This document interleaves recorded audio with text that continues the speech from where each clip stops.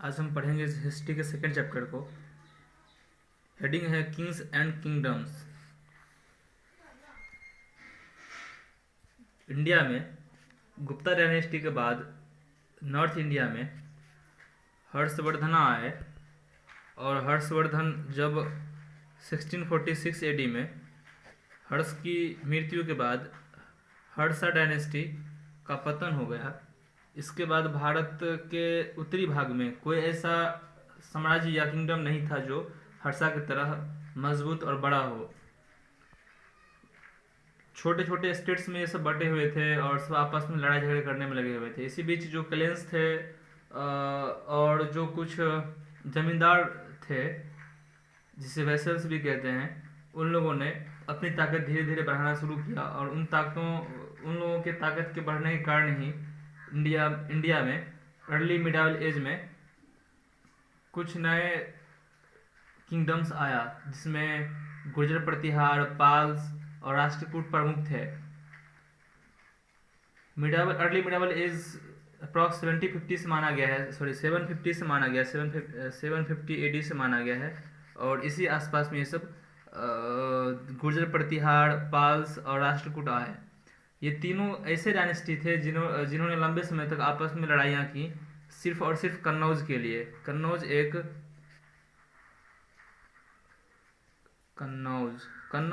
Strategic position पे स्थित था, जो गंगा नदी के किनारे था, और हर्षा डायनेस्टी का ये कैपिटल भी रह चुका था। यहाँ उस समय में ये एक प्रमुख ट्रेडिंग सेंटर हुआ करता था, इसलिए तीनों साम्राज्य चाहता था किंगडम्स की इस पे हम अधिकार कर लें और इसे अपने साम्राज्य में मिला दें, जिसके कारण तीनों की काफ़ी सेनाएं मारी गई, और तीनों साम्राज्य के जो धन संपत्ति था उसमें ह्रास हुआ ही, और तीनों साम्राज्य का जो शक्ति था उसमें काफ़ी कमी आया। लगभग 10th सेंचुरी के आसपास भारत में एक नए पावर का उदय होता है इन तीनों के डिक्लाइन के बाद, और वो है राजपूत। ये राजपूत इमर्ज करता है। ये हिस्टोरियंस मानते हैं कि राजपूत मेनली साक्स, कुषाण और हुन्स से निकले प्रजातियां हैं। ये इनके ही वंशज हैं, लेकिन कोई एक मत नहीं है। सब इस पे अलग अलग मत रखते हैं जितने भी हिस्टोरियंस हैं। तो 10th सेंचुरी के आसपास भारत में राजपूत का इमर्ज होता है, और फिर राजपूत अपने पावर को बढ़ाता है। राजपूत टोटल 4 टाइप्स के थे। कौन कौन से, सो हम आगे बात करने वाले हैं। लेकिन ये सब भी आपस में लड़ते झगड़ते रहे, जिसका फायदा तुर्की इन्वेडर्स ने उठाया, जिनका नाम शहाबुद्दीन मोहम्मद गोरी था। शहाबुद्दीन मोहम्मद गोरी ने इंडिया में पृथ्वीराज चौहान को हरा करके दिल्ली सल्तनत की नींव रखी, और भारत में पहली बार मुस्लिम शासन की स्थापना हुई। हम इस लड़ाई के बारे में भी विस्तार से आगे पढ़ेंगे। इसी के साथ साथ इसी समय अंतराल में साउथ इंडिया में चोला डायनेस्टी काफ़ी महत्वपूर्ण था। ये काफ़ी पावरफुल थे, ग्रेट पावर था, और ये 3rd सेंचुरी से ही शासन कर रहे थे। 3rd सेंचुरी से शासन करते हुए आगे आ रहे थे। इन्होंने पल्लव किंग्स और दूसरे लोकल रूलर्स को हरा करके अपने पावर को एक्सपेंड किया था, और इसके जो रूलर्स थे 12th सेंचुरी तक शासन करते रहे। चोल लगभग 9th सेंचुरी तक ये शासन चला इनका। इसका नेक्स्ट टॉपिक है, ये हम पढ़ रहे थे इमरजेंस ऑफ न्यू किंगडम्स। अब हम पढ़ेंगे ट्राइपार्टाइट स्ट्रगल के बारे में। इसे हम त्रिपक्षीय संघर्ष भी कहते हैं। त्रिपक्षीय क्यों? अभी मैंने कुछ देर पहले बताया कि जो गुर्जर प्रतिहार थे, गुर्जर प्रतिहार।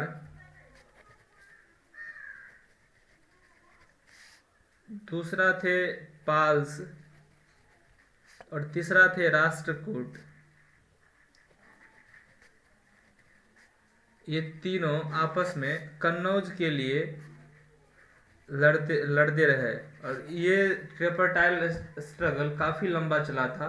ये तीनों शासकों के बीच लड़ाइयाँ लड़ी गई, कभी कन्नौज इनके पास आता, कभी इनके पास, और इस तरीके से हेराफेरी होते होते ये काफ़ी लंबे समय तक लड़े थे इस कन्नौज के लिए, जो इतिहास में ट्रिपरटाइल टाइट स्ट्रगल या त्रिपक्षीय संघर्ष के नाम से जाना जाता है। ये तीनों डायनेस्टी हर्ष की कैपिटल सिटी कन्नौज पे कंट्रोल करने के लिए आपस में लड़ते रहे। यह सिटी गंगा के किनारे, गंगा नदी के किनारे एक स्ट्रेटेजिक पोजीशन पे, लोकेशन पे स्थित था, क्योंकि ये उस समय एक ट्रेड सेंटर के रूप में फेमस था। तो सब चाहते थे कि इस पे हमारा अधिकार होता कि हम इससे अधिक से अधिक मुनाफा कमा सके। इसके अलावा चूंकि ये गंगा नदी के किनारे बसा हुआ था, तो इसके आसपास का क्षेत्र काफ़ी फर्टाइल था। फर्टाइल सॉइल होने के कारण यहाँ खेती बाड़ी अच्छी हो सकती थी, इसकी पूरी पॉसिबिलिटी थी। तो इसलिए भी वे लोग इस पे शासन करना चाहते थे, अधिकार करना चाहते थे। इसके अलावा ये लगातार 10th सेंचुरी तक ये चलता रहा, और यही कारण रहा कि तीनों साम्राज्य का, तीनों किंगडम्स का जो मेन पावर था, शक्ति था, वो उसमें काफ़ी कमी आ गई। ये लोग लगातार एक दूसरे से युद्ध करते रहे, कभी भी मिल के नहीं रहे, एक दूसरे के खिलाफ ही लड़ते रहे, जिसके कारण तीनों डायनेस्टी धीरे धीरे डिक्लाइन की ओर बढ़ा।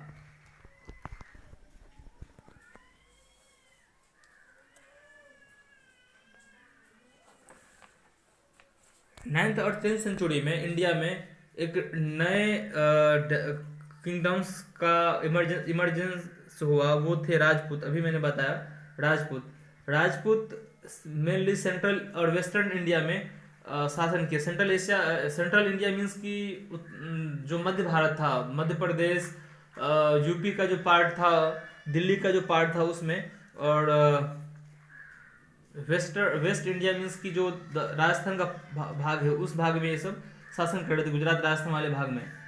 वे लोग जो राजपूत थे, वे अपने को सूर्यवंशी और चंद्रवंशी माना करते थे, means clans of sun and moon. जो चंद्र के वंश के थे वो चंद्रवंशी कहलाए, और जो सूर्य के वंश को माना करते थे कि हम सूर्य के वंश वाले हैं, वो अपने आप को सूर्यवंशी कहते थे। ये लोग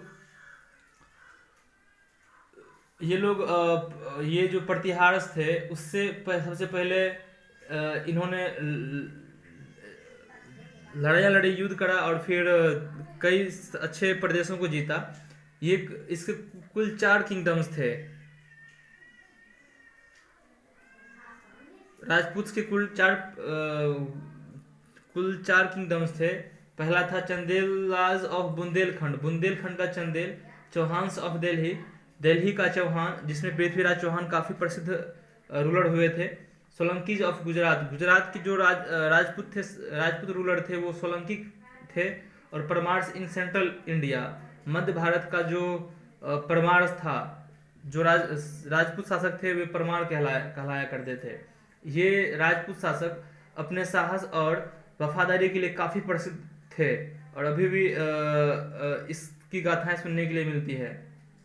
उस दौरान अर्ली मिडावल इंडिया की तरह ही अर्ली मिडावल एज में ही जिस तरह से इंडिया की स्थिति थी, पॉलिटिकल स्थिति, वो भी उसी तरीके से राजपूतों के समय में भी हुआ। और वे सब आपस में स्ट्रांग नहीं थे, आपस में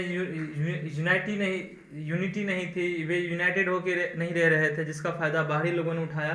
और पहले मोहम्मद पहला रूलर था गजनी का, जिसने अफगानिस्तान में से होते हुए इंडिया के कई जगहों पे वो लूटपाट मचाया और कई मंदिरों को तोड़ा, उसके धन को लूटा, और 17 बार उसने आक्रमण किया मोहम्मद गजनवी ने। मोहम्मद गजनवी के लगभग 150 सालों बाद मोहम्मद गजनवी के आक्रमण के 150 सालों बाद